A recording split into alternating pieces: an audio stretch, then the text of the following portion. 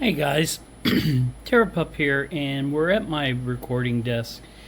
And what you see before you, I jokingly call the 3588 game.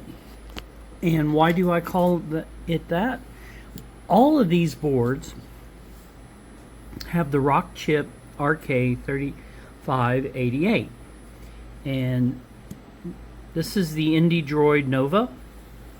This is the Orange Pi 5 Plus, UE2's R1, Radix R5B, and my newest board, the Banana-Pi M7, which, believe it or not, Banana-Pi has kind of released a few alternatives, okay, on this particular board. And I'm sorry for the shakiness, okay, but you have the R7, which they call an AI SPS. I've also heard it called a desktop computer. Then they have the AI M7, which has the same power as this, but is fully compatible with the Jetson Nano and TX2N2. And then long time ago they released the W3, and that one's pretty unique. And then of course the Banana-Pi RK35 core board and kit. Now what's pretty unique is the fact that RockChip has really stepped up their game. And alright, we're gonna stop for a second because I want to clear this out and I want to show you guys some features. Okay, so one of the things I wanted to do before I pulled this off is the RockChip 3588 is very unique in the fact that most of these, believe it or not, have PCI slots on them, be it an E key or an M key. They're very powerful. In fact, I've been very impressed with the boards. So the Android Nova is the only one that really doesn't have, okay, the PCI Express, but it is compatible with eMMC that the Radix in Android. I've shown you guys that before. So you put the Banana-Pi there, but this is the Radix 5. Here's a PCI Express E key, okay, and it's wireless. And then if you flip it over, we can do our eMMC, or we can boot from a PCIe M.2, and this will work with the full board, okay? And by full board, 2280, okay? So, that's another really good board. Core, okay. UE2, there's a video coming out on this one as well, okay. Again, we have PCIe, okay, E, and we got wireless there. And then up underneath here, we got a PCIe 2240, okay. And, it's pretty good. Like I said, again, real nice, okay. And lastly, the Orange Pi 5 Plus, which, again has PCIe with the E key, M2 E key. They're all M2 more or less. And then on the bottom we have the M2 M key.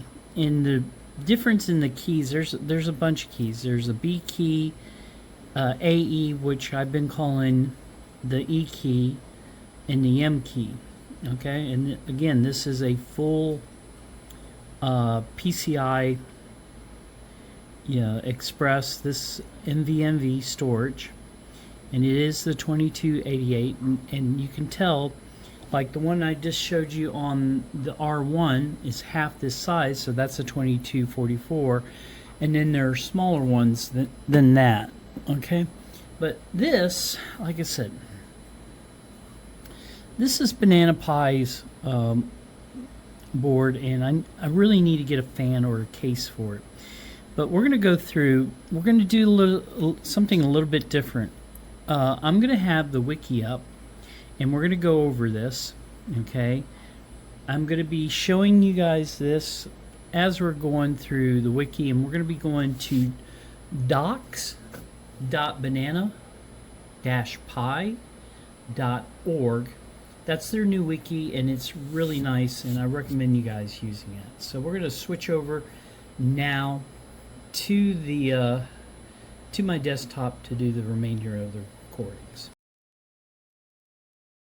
All right, so as you guys can see, I have docs with bananapi.org up, and we're going to go over this and follow along. So we start off with a USB 3, and it does have the blue.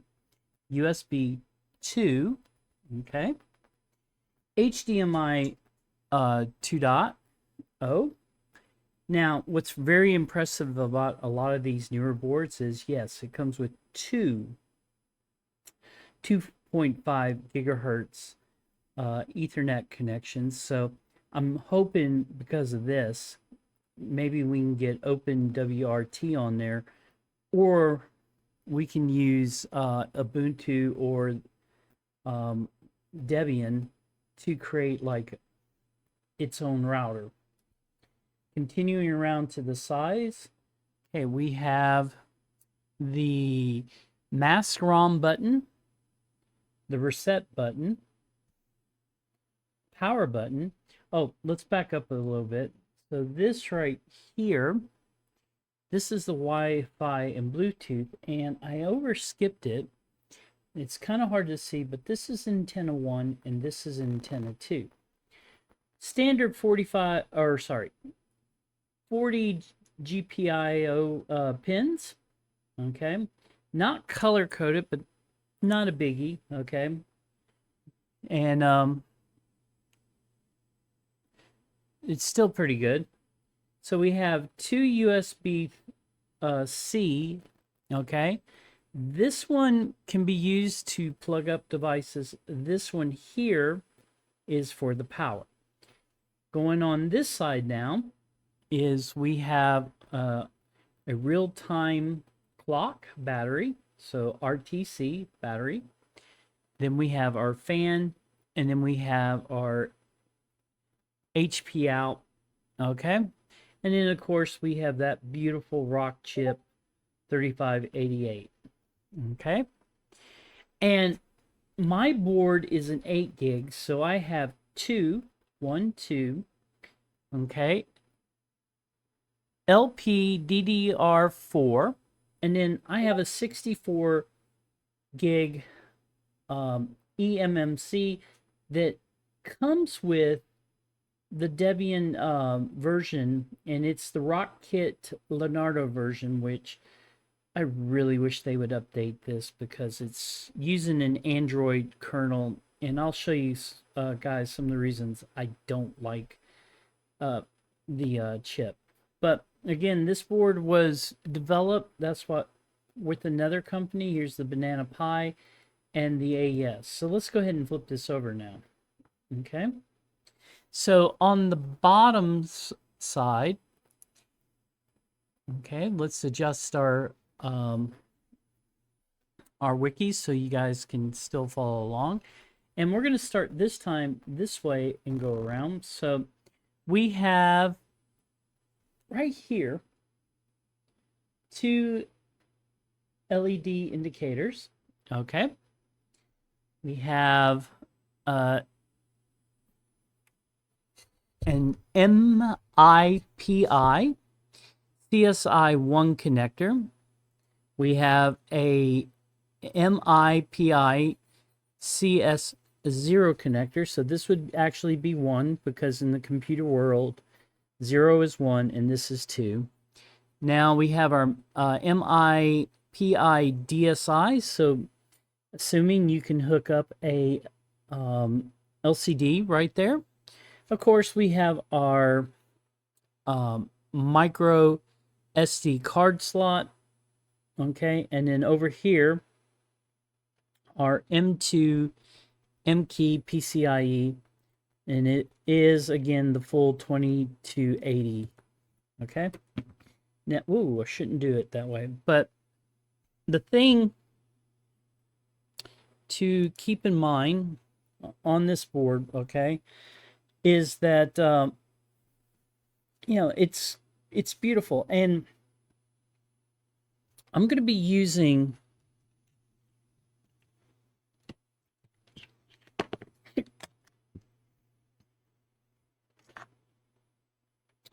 this USB fan tonight just to keep it cool because RockChips do tend to run hot.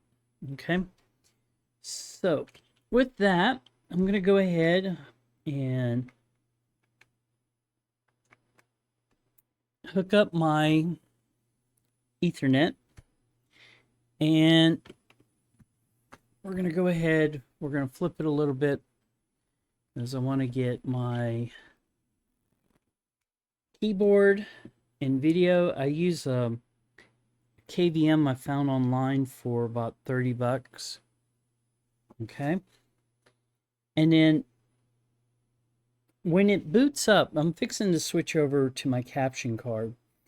And by the way, I'm not going to be doing much tonight with this. My capture card is messed up, and I want to show you guys sound, but just to show you guys that the two operating systems, and then I'm going to actually I'm going to try to find a version that I can record on here. I might use KDE Live or OBS because I really want you guys to see and hear what's going on. So this video is going to be kind of short. Okay, just again, I apologize. If you do know of a good capture card, let me know, because mine, unfortunately, I bought it 3 years ago and it was like 35 bucks. And I was doing it to record some gaming, and as they say, I think it bought the ghost. I'm going to try to reset it and see if I can get some sounds. But anyway, enough of that. Let's go ahead and turn the browser off. Let's turn on Miru. Okay. And then this one thing real quick. Okay. Actually, I'm an idiot. Give me a second. I can't use my KVM because we're going to use the capture card. So what I need to do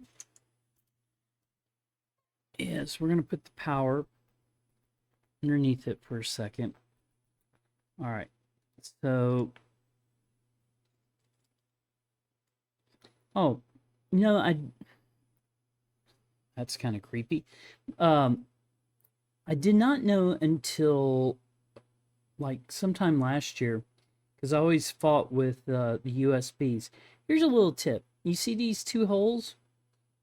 You see these two here?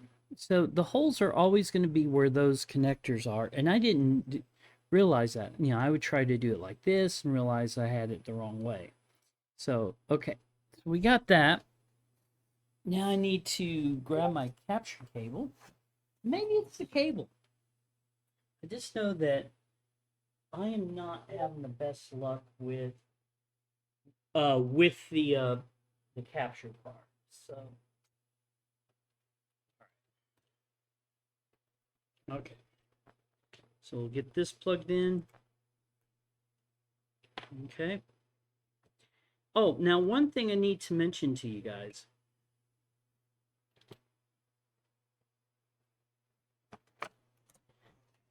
let's turn on my other camera for a second.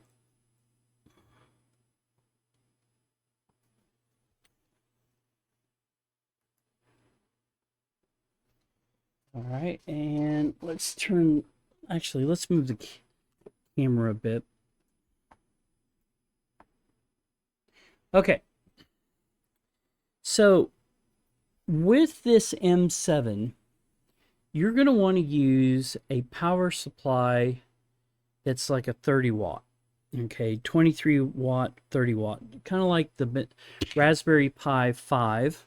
Okay, you want to use that power supply with this board. I don't recommend using a 5 volt one like you would with a Raspberry 3 or 4. I recommend you guys use something with a little bit more power, and it will work great with you. So, okay. With that now, let's go ahead. Okay. Accidentally turned it off, but that's fine. Okay, let's turn off. Okay.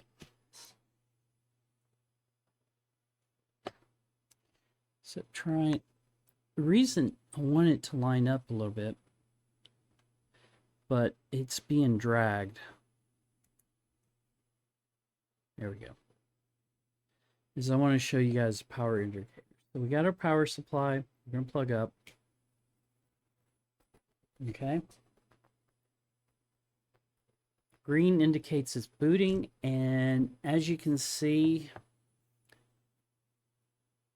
we are loading up the RockChip. This is the ARM SOM. Okay, this is their video. I'm gonna post a wiki page on how to get this to boot up in English. Okay, but as you can see, it comes in Chinese, and this to show you guys. Okay.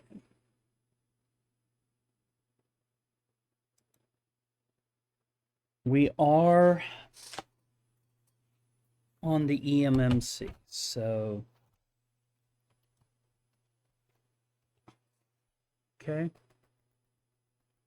And right here is the eMMC.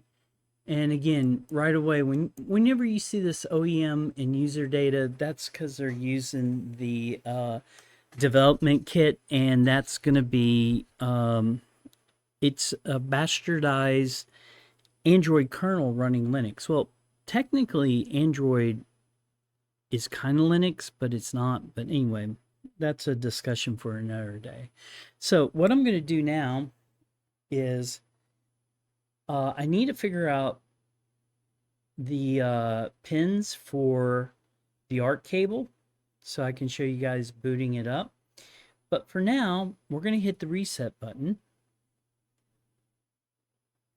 And what that's going to do, and it should come up here in a second, is it's going to boot into Ubuntu. Now, one of the things that Banana-Pi has done, and I did post a video saying good job Banana-Pi, is they released Ubuntu for this. And you guys know me. You know I don't like Ubuntu, and it's just because of the history I've had with updating it. It's a real pain in the butt. Okay? But you know, I wish I could show you guys that, you know, there is volume come through. Now, one thing you do have to change, and I'll show you this real quick, but we're gonna, like I said, we're gonna fix this later so I can have sound. Is you're gonna go down the settings real quick. You're gonna go down to settings without locking yourself out like I did. So click here, go This is why it defaults to headphones, okay? And it's very interesting because there's no headphone jack on here. So we're going to go here and we're going to switch this real quick to analog. Okay. And I'm going to turn real quick off the overhead cam because we don't need it. And is all right. So it's now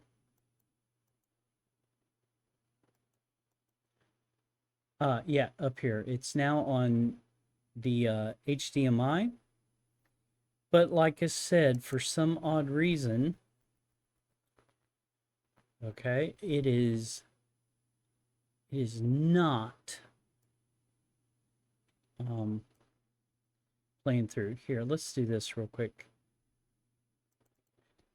One thing that is kind of cool is up underneath the OEM and the user data. Nope, not that one.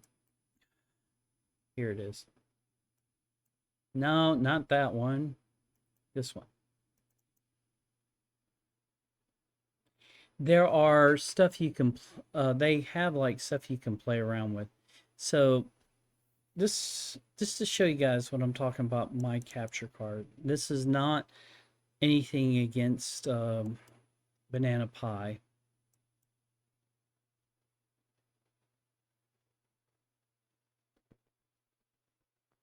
For some odd reason, here, hold on. Here we go.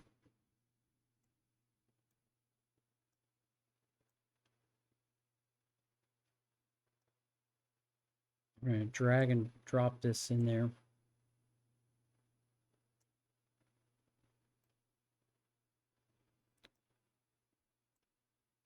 All right, you're being difficult, so let's just do this.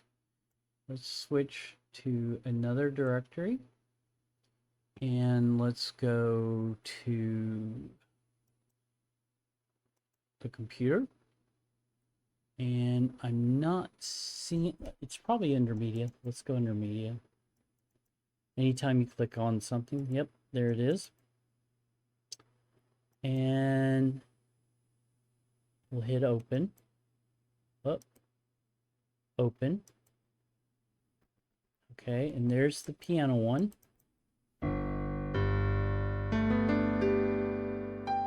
And it's doing the sample.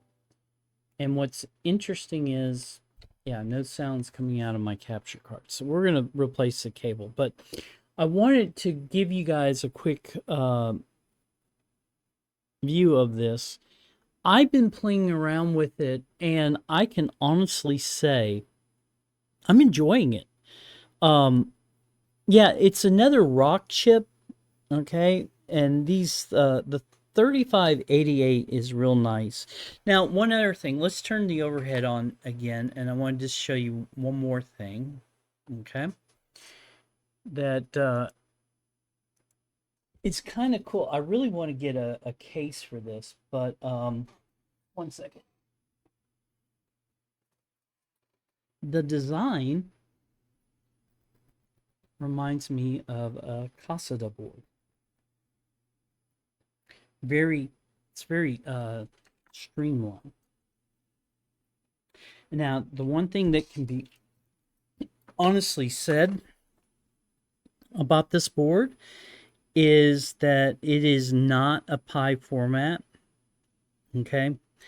And I'm just gonna be quite honest with you guys. I've not tried. I have a Raspberry Pi 5. I've not hooked it up. I should and put an OS on it.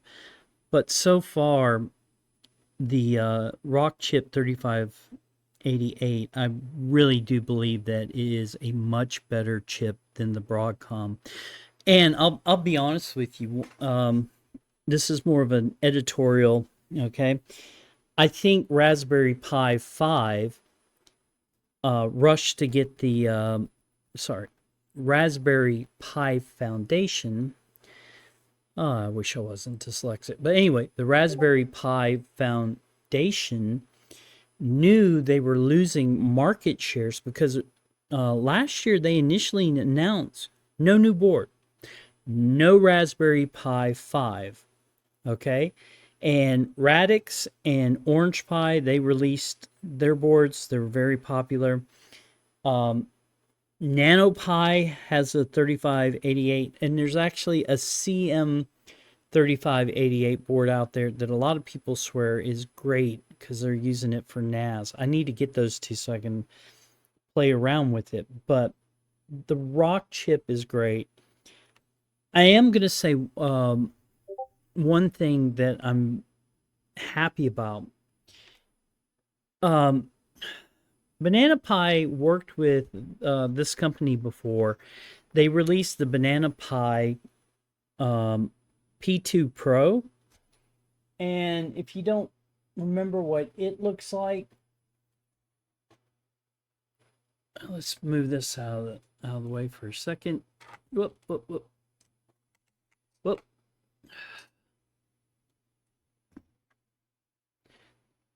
This is the P2 Pro. Okay. This board causes me headaches. Okay. The power over Ethernet works great, but because it uses the same RockChip development kit, okay, it is very much a pain in the butt, and I can't do much with it.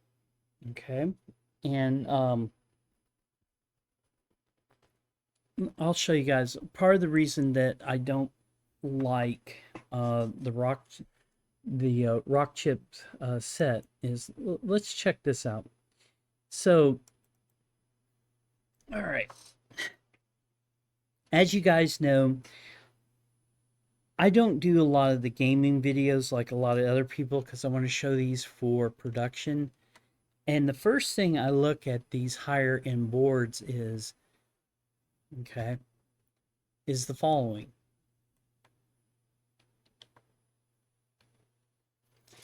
If I see that, that tells me right there, I can do libvirt on this board, okay? Which means I can do virtualization. And that's always a plus, okay? I can't do that with the other kernel. It's not compiled in there. When I do the R1 video, I'll show you guys some stuff. I love the guys from R1. Their X1 is probably still the best board, but I hope they take my criticism to heart because we really need to get a different OS than this development chip. But all right, so that's it for this video. This is TerrorPUP, and a couple things are going to be coming down the pipe soon. So we're going to come back to this where I can actually show you the video playback, the sound, because again, guys, it's like working on a freaking PC. The sound is just, it's incredible. The other day I did full screen out of 3,000 frames. I only dropped 15 at 1080p on my, I have a AOC monitor. Worked beautifully. I mean, it was beautiful. Okay, I've been, messing around with their onboard video. Again, beautiful. So we are definitely going to come back. We're going to do a full, review. I'm going to get some tools and show you, but I just want to give you guys my first impression. Okay, and I'm loving it. So if you're looking for a Raspberry Pi, I wouldn't call it killer, but replacement. Seriously, look at this board, okay? Hopefully soon there'll be more OSs out for it, but look at this board. Look at the Orange Pi, look at the Radix, and look at the NVMe. All of these 3500s are great.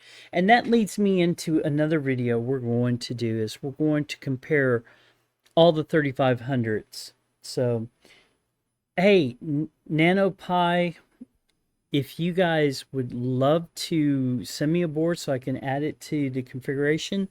I don't know who does the CM3588. Hopefully, I can get those and we can do a full, but 5 boards to compare against. That's, that should be enough, because in actuality, it's Orange Pi is 3 boards, because you have the 5, okay, the B, and the plus. Radix is, you have the 5B and the 5A, and I just heard they came out with a 5C. Okay, so that's 5 boards right there with the same chip, and then like I said, the Android and the R1. UE2's R1. But that's going to be it. That's TerrorPUP, and like I said, this is a first impression. So far, loving it. The upgrade for Ubuntu actually works, so thank you. That was a big plus for me. One of the main reasons I don't like using, you know, Ubuntu, and what they've done with the Debian system to upgrade it and things like that is great. And but that's gonna be it. All right. Until next time, peace.